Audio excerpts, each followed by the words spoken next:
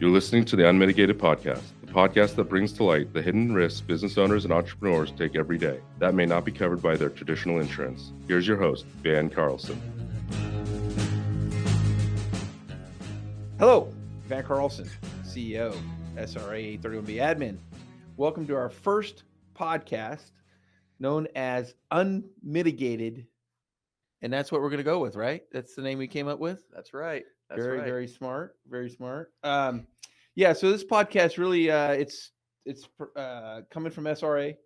We're going to be talking about what we do, and then also talking about inviting different guests on as we move through here. Provided you guys, like us and all that good stuff, we'll keep going with this podcast and really try to make it informational, not just what SRA does from a utilization of 831B tax code and how self-insured risk and all that stuff, but really talking about overall unmitigated risk with business owners. I think we fill a pretty good gap in that for what we do. But at the same time, unfortunately, there's a lot of I'm having a hard time even saying that word, unmitigated risk out there. Dusty's joining us. He's the president of SRA. I am the official host of this podcast, which means there's going to be a lot of splicing and directing and a lot of needless words being said for no reason at all, just like right now. Anyway, so we're going to dive in a little bit about SRA in the beginning, where we got started, all that good stuff. But really, I just want to make it very clear to you guys, it's not just going to be about SRA. So if you have somebody out there, we're going to be reaching out to some of our strategic partners out there, along with other guests, inviting them onto the podcast and really talking about what they do. We run into a lot of different, I would say, business owners / advisors around the country that bring a lot of interesting tools and services to business owners that help with overall risk management of their companies. So SRA, the history of SRA. A lot of you guys here, if you haven't know much about SRA, we started as risk managers. We're a successful property and casualty insurance agency. I started my professionalism in that in 1996. Ran a pretty successful agency up to that point in time. We're in a little town known as Meridian, Idaho. That's where we're at. We're actually, our office for SRA is in Eagle, Idaho, which is not too far from Meridian here. And, I started my agency that way. And I kind of joke about it, but when I first started, there's like 23,000 people here. So if you really want to run a really successful P&C agency, move to a town that's got very little population and then watch it blow up to about 100,000. And then, of course, all the companies tell you how great you are because you're writing so much business. That I would say is the secret sauce to running a property and casualty agency. Is this go to a town that's getting ready to explode with population and you'll do fine. Moving that along in 2008 though, is really, by 2008, when the Great Recession happened, I probably had 8 employees working for me at that point in time. The only hat I had retained was my commercial insurance clients, working with business owners. And that's really where the generals and the subcontractors, because of that building and all that growth that was going on in Meridian, I had a lot of those guys as clients. And I would say they were not only friends, but also pillars of the community. They donated a lot.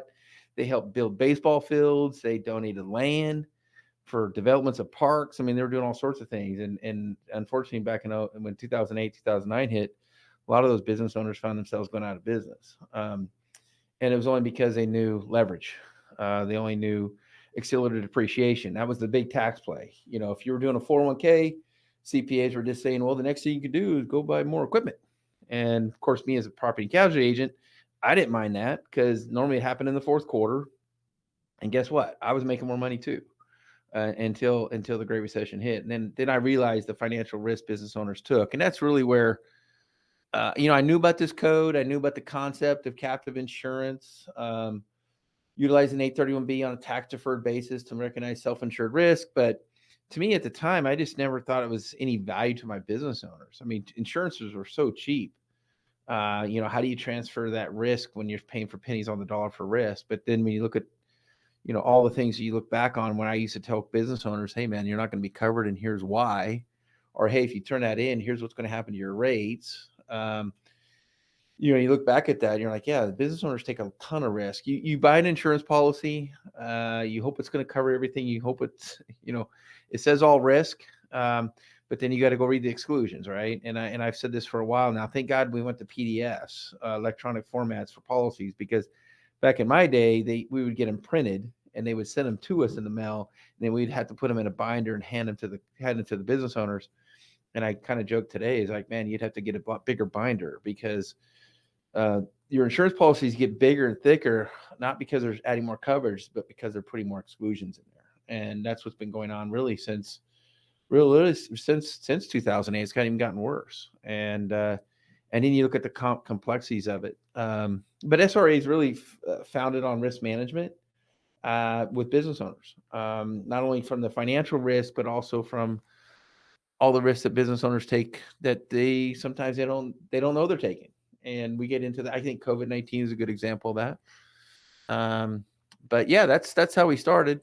Dusty here started with this right out of college. Just about, yeah. Yeah. 2012, You were that generation of the effects of the Great Recession. Yeah, we had the fallout trying to find a job, and especially in what you majored in, right? Yeah. Oh yeah. I remember that. It's a crazy time. It was yeah. But yeah, so you came to work for us, and you've been instrumental in our growth patterns. We've been able to adopt technology pretty well for the most part. I know we can always get more improvements there, and we're getting there. Oh yeah. But now I tell everybody we're a 16-year overnight success story. We got close to 800 participants in our pools. We've probably helped over 1,100 plans all together since we've been in existence with business owners around the country. And, we're on track to double in the next 3 years. But yeah, that's really the history of SRA. If you're not familiar with 831B tax code, Dusty, you want to make a rundown on what the 831B tax code is? Yeah. The 831B, we compare it to the 401k. 401k, you have that to save for retirement, allows tax deferral on your income to save for retirement. An 831B similarly lets you defer taxes on your income in order to save for a rainy day, to address those risks that, like Van said, might be excluded by your traditional insurance, might not be covered altogether, or just uninsured or too expensive to cover. And that's what we do as the SRA 831B admin. We administrate those plans for people. Did I do a good job there? You did. The 831B tax code came into existence in 1986. Back in 1986, there was a lot of things going on. The one thing I always like to point out, actually, is if you see this magazine cover up here, if it's shining on you, but it says, "Sorry, America, your insurance has been canceled." That was that cover of Time magazine came out March 24 of 1986. Lead into if you look back I'll just clarify right now, I was in high school, so I wasn't really paying too much attention to the 86 Tax Reform Act. However, later in life, I obviously he was barely paying attention to high school. So. That was borderline. Yeah, you're right. Anyway, so back in 1986, though, it's very similar to what we're having going on today in the environment, where I would say in 1983 is when the hardening of the market started with commercial insurance. We're probably in year 2 of that. So back, when you look at the transition of what's been going on in the traditional insurance markets, you've had people just pulling out of markets. You've had substantial rate increases where they could get it based on the state legislators allowing to take rate increases. Mm-hmm. And then you had a lot more exclusions going on into the policies. I think COVID-19 spun them up. You got inflation going on. You got high interest rates. Obviously, back in the 80s, we had a thing known as stagflation, where you had a high unemployment as well. We currently don't have that, which I'm thankful for.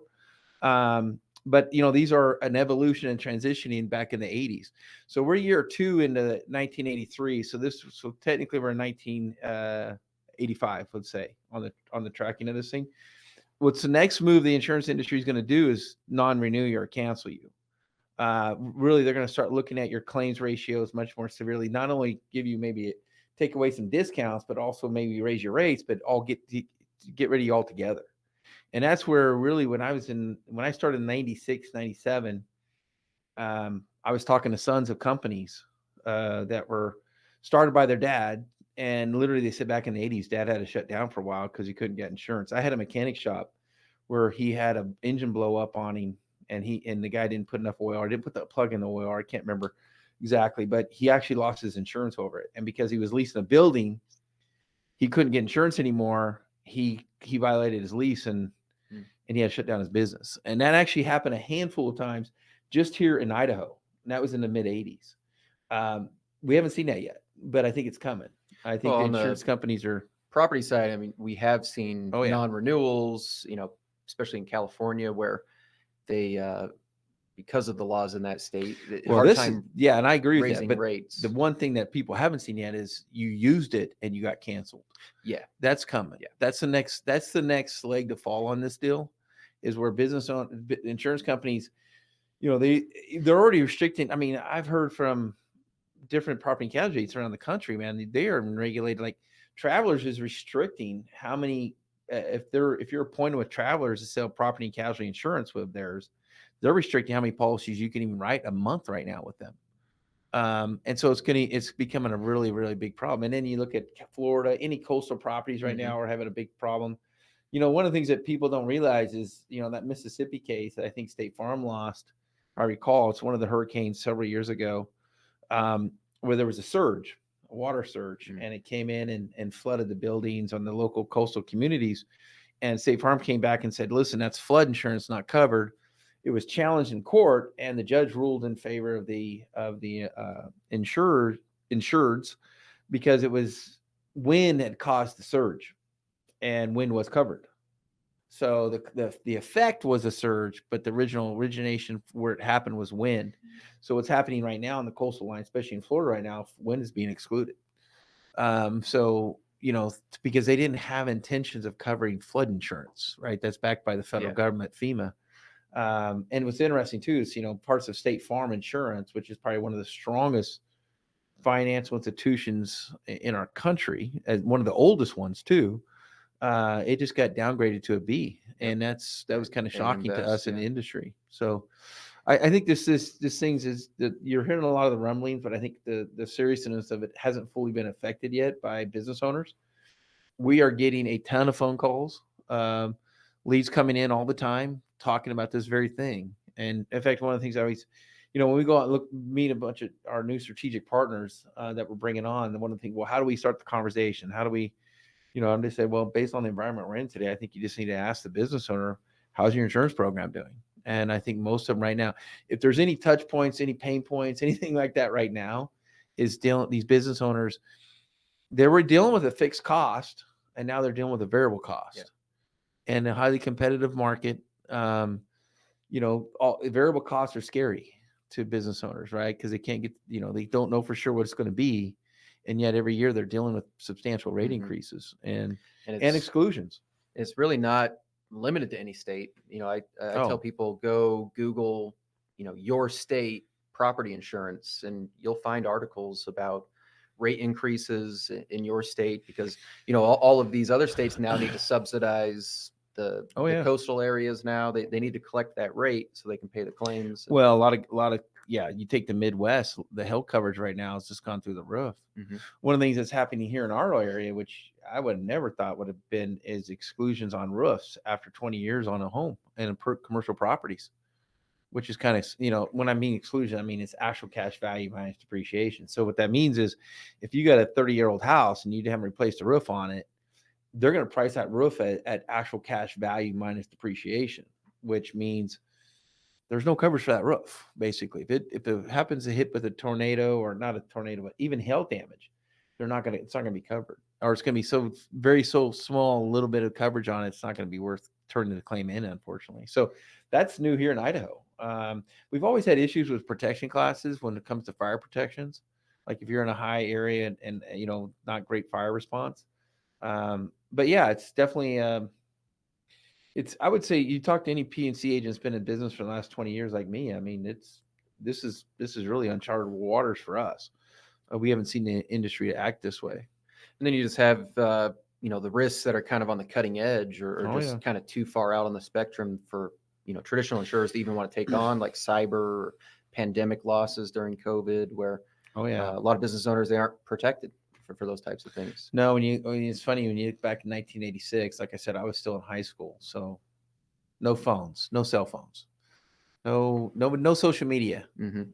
None of that stuff was going on. Nobody cared about brand protection. Nobody cared about cyber risk. Supply chain was just starting to happen from a global standpoint, but even that wasn't really. And you look at all the additional, um, uh, complications Mm-hmm. of running a business today versus 1986. And then you look at traditional insurance policies and you're like, well, they haven't really responded that much because of of all these other things we just brought up. And so, and they won't. They're not in really financial stability enough to even do it They've right tried to, but like cyber policies, Oh, yeah. they already come with so many exclusions and sublimits. And I was reading an article today that 2024 they're expecting a hardening of the market on the cyber side. So that means more exclusions, more rate increases. Yeah, I was talking to a cyber expert a couple of weeks ago, and he said, Van, in the last 18 months, so he's a forensic guy, right? So he gets called in when there is a cyber breach. And he said in the last 18 months, he hasn't seen one policy get triggered for coverage yet. And he's been kind of surprised to see that. And then you read about how profitable they are. They're like, oh, there's a reason why they're profitable because they're not covering anything. Yeah.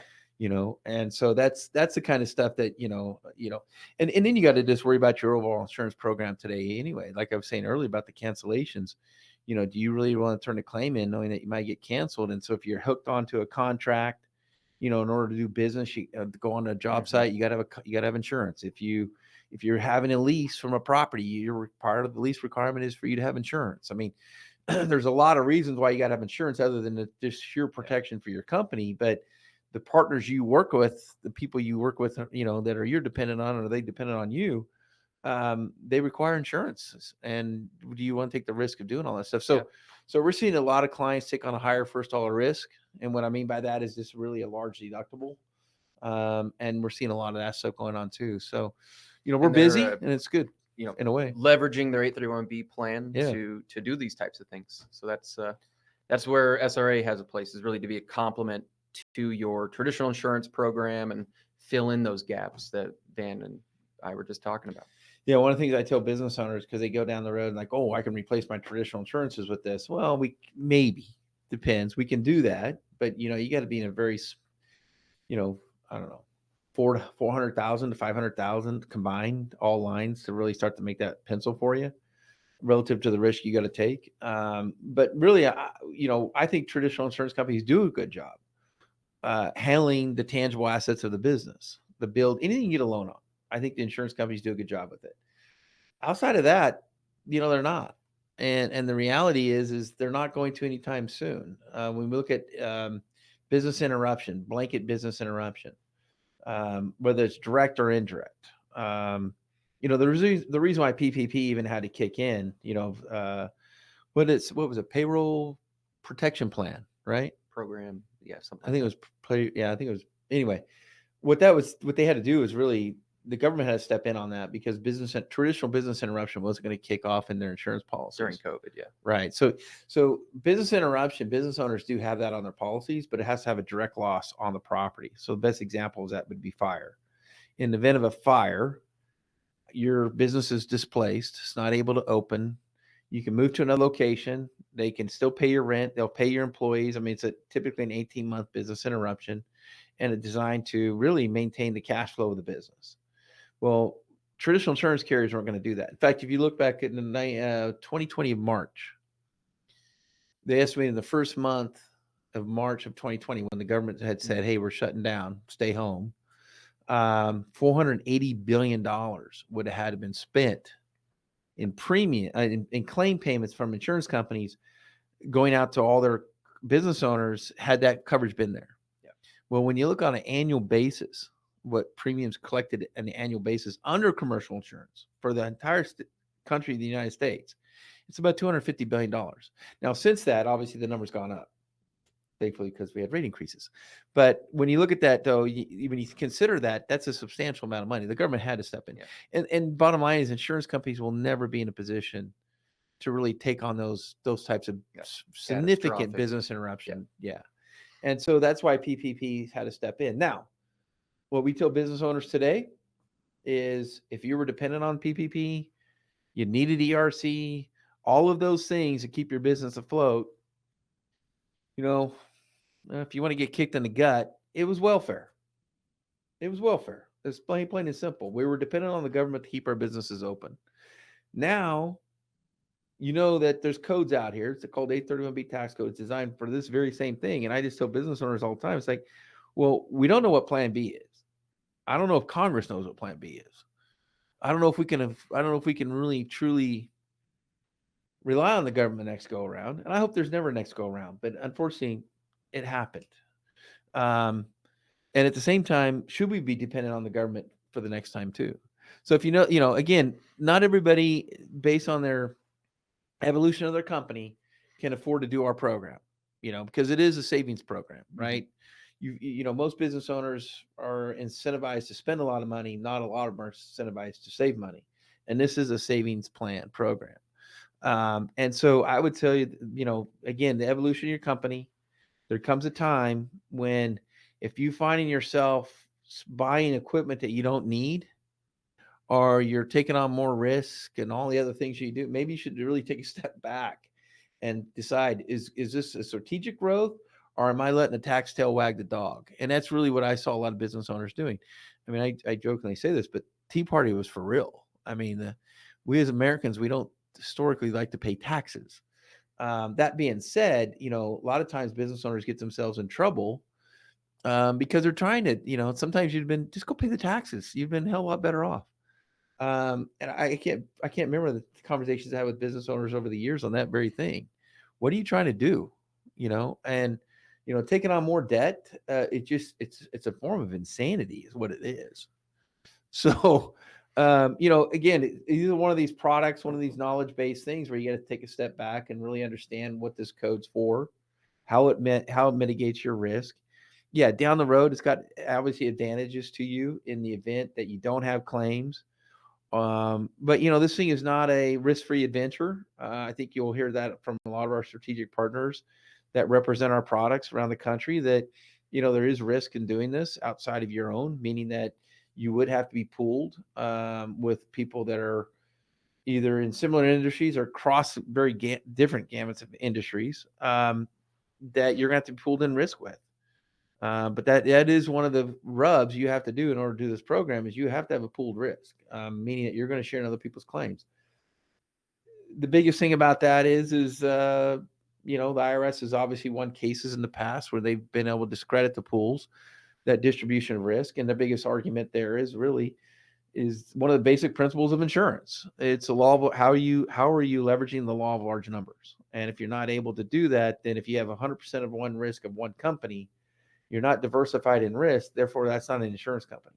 That's really solely self-insuring risk, and it's not a deduction. And so, we do a really good job with that. We have pools ranging from 400 to 800 company participants in those pools. And yeah, you're going to share in other people's risk. But I think we've gotten to the point now where it's manageable risk. It's calculated risk, but nevertheless, it's not risk-free. And but as business owners, we always value risk reward all the time. And right now, I think it's still a great reward to do our program, but it is a calculated risk to do so. And again, I think as any business owner, we're all busy. We're always, running and gunning. It's what we do. But at the same time, you do it to yourself, take a step back, figure out what this thing is. If you're hearing about it for the first time, know that it's been around for a long time. If your CPAs aren't familiar with it, you may want to get a new CPA. I'm just going to tell you that right now. Every day I'm dealing with not every day. It's getting better. But a lot of CPAs don't even know about this code. And I'm like, man, how do you guys not know about this code? There's only 2 deductions that business owners are allowed to do under the 162 line item deduction to defer taxes on. And one is the 401k, to your point earlier about comparing it to 401k. And the other one's 831B. That's it. That's the only 2 codes that you can deduct at the 162 line item. It says necessary and ordinary business expense. Your CPA doesn't know about that code. I don't know. I don't know if you got the right CPA. I'm just going to tell you that right now. I don't know how engaged they are in their profession, and I get it. I think being a CPA is a tough world to be in. I wouldn't like it. Therefore, I'm not one. And I'm a risk taker. Most CPAs aren't, right? It's not inherent to them to take risk. Yet I see them trying to apply their risk tolerance all the time to their clients. And most of my business owners that are friends, clients, and colleagues of mine, if they had the same risk tolerance, they wouldn't own a company either. So if you own a company, you're used to taking risk on, like we all are. Again, this is a great code, great idea, at least to look into, understand it, reach out to us, figure out what we're doing there, and see if you would see if it's a good fit for you, or at least a knowledge base going forward to where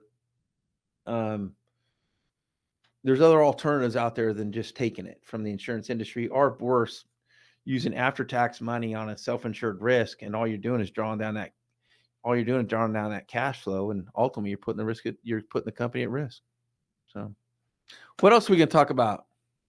We got to talk about something more uplifting. That sounded kind of down, didn't it? I don't mean to be a down. Well, it is unmitigated, so there's not a lot of there's not a left side to that. not a lot of bright side to think talk about about that, as far did for risk. But well, it is sunny today.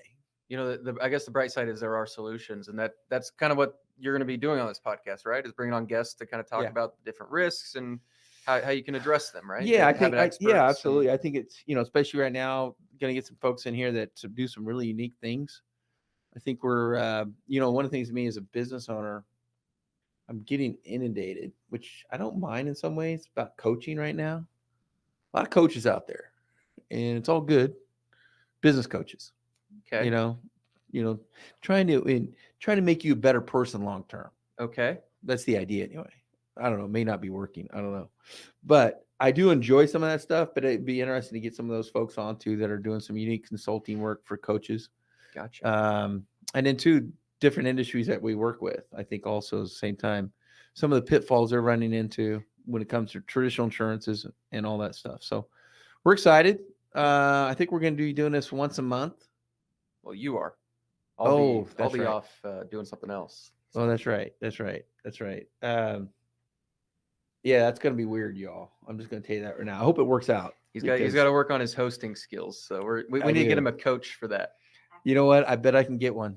I bet you I can get one. In fact, if somebody watches this podcast that knows a good podcast coach, hook me up. And if there isn't one, phone lines are going to be. If there isn't one, maybe if there isn't one, maybe that's a new way to coach today. How do you coaching somebody on the podcast? That would be great. But no, I've been on a lot of podcasts over the years. Our marketing department's done a great job. Our PR firm and PA firm's got us on some podcasts, and I do enjoy them. I think it's a great way to communicate and do things on your own pace. And if you can't sleep, why not listen to a podcast, right? I find myself why not this one? It might put you to sleep. It might. If I help you sleep, I say that all the time. That would be funny. I say, if you haven't heard me speak before, I always talk about, best compliment we get as a risk manager is when business owners, hey man, I'm just glad I did your program. I just sleep easier at night knowing I've done your program. Now we're doing a podcast, and maybe they'll say, hey, you know what? I just sleep a lot better. Just listen to your podcast and go off to sleep. What do you think? Yeah. We're givers here for better sleep. That's what we're trying to do. So, and I don't sleep very well. I'm actually working on that. It's one of the things I do not have a great control over, and it's driving me nuts. So I'm thinking I just need to get into more physical labor. That's my plan. Just work harder, physically, not mentally. Tease the people with what you're doing in a few days, and then we'll tell them the result on the next episode. Do you think we can post a picture of that on the podcast? We'll leave that up to marketing if they approve that or not. No, I'm getting ready to hit the Canadian Arctic in a couple days. When I land, it's going to be minus 21. But I'm going up there to chase muskox around. I would say I'm only going to take pictures of them, but I do have a tag, which means I have the opportunity to take one, not a guarantee. They really herd up this time of year, so you have to have a clear shot before you take it. And so who knows? If I have to run in the middle of the herd and split them up, maybe that's what I'll try to do. I don't know. I was just watching we're going off some real tangents right now, but it's been interesting to listen to some guys talk about sprinting over, like, you get to a certain age after 50 and you can still sprint. Strategic. Listen to me. I got strategic on the brain. Statistically, thank you. It actually your life expectancies go way up if you can sprint. It's not running long distance. I find it. Have you ever heard of that before? Yeah, this No. guy says it's a super dynamic move. He said we're not long distance runner anyway. We run from That's wrong. predators. You run That's slow. actually wrong. We're the best long distance runner of the whole animal kingdom. Yeah, but you Humans get are. caught really quick. Yeah. Better to sprint Distance, and though, elude. humans are the best. No. Yeah, We should that's be a fact. sprinters. We should be sprinters Well, you're wrong. because we don't have a lot of self-defense moves. We don't have claws. We don't have teeth. We don't have a lot of power. It's because we used to run our food to death. Like woolly mammoths, we would run them till they stopped. Really? Yeah. Really? That's run how a woolly mammoth to death. Yeah. Maybe run them off the cliff. We're the best distance runner. This is facts. This is scientific. No, fact. his facts are wrong. All right. I like the idea. I like the idea of sprinting. This is going to get edited out, anyways. I like sprinting of it. So, yeah, we may have to do some research on this. This could be. So This could tune in conversation next could be the time. one that took us viral right now. Is it better to sprint or long distance? From a tell us in the survivability comments. standpoint, I think sprinting is better for you. If you practice sprinting, not just jogging for long distances. I don't disagree with that part, but long distance, humans are the best in the whole animal kingdom. I think the turtles got us nailed. I think the turtles got to swim. beat the more than anybody. Okay, we're off the rails. How long And are we supposed to do this That'll for? be Do we have that'll any be idea? par for the course on this podcast, I think. So that's what you can expect. But hey, hopefully you guys are going to learn some educational things going forward too. That's our goal here, and really understanding, biggest thing from I would say is you never want to know what you're unmitigated for, and it too. What's even worse is maybe you could have done something different about it had you just known about it, Mhm. and that's what really we're trying to bring value to you guys to listen to this beyond what we do, but really the other things that go on in the world of unmitigated risk from all sorts of different angles. And so that's really the heart of it. And that's why we're doing this. So appreciate you guys' time. I think we're going to sign off. Dusty, you got anything else? I got nothing else. Thank you for having me on the first episode. You are quite welcome. I'm glad you could join us. Take care, you guys.